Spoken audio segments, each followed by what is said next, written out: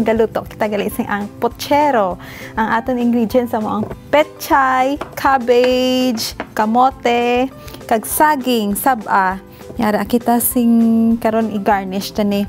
May man kita lemongrass or tanglad, kag kamatis, kag sibuyas. Ang ari na nagpabukal na tasing tubig no, pwede ta na mabutang aton nga kamatis kag sibuyas. Nakapabukal na tanadaan. Pwede na siyang kamatis kag sibuyas, kag pwede naman ang aton nga kamote kag saging. Kamote kag saging. Butang tanan except lang sing mga dahon karon na nasla kag aton tanglad. Butangan ta sang asin. Nagpabukalan tani. Medyo dugay ni siya. Niyara kita mga 20 minutes ni siya maluto.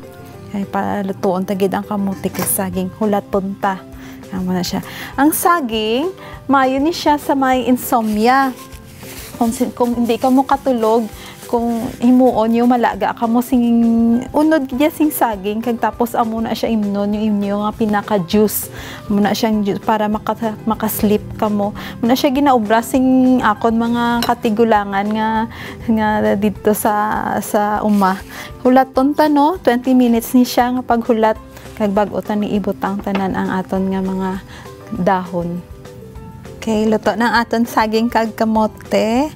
Luto na, pwede ta na ibutang aton nga mga repolyo kag pechay.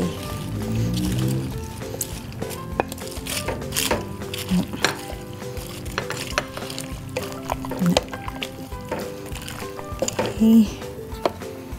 Luto na ni sila sa init.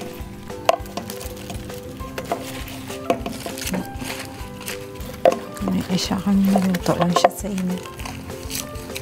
Luto lang siya nga sa init kag butang ta na aton nga chili para nami siya lantawon. Di ni siya makahang. I-display ta siya para nami siya lantawon. Kung mag-serve ta. Luto na, hindi na siya i-serve.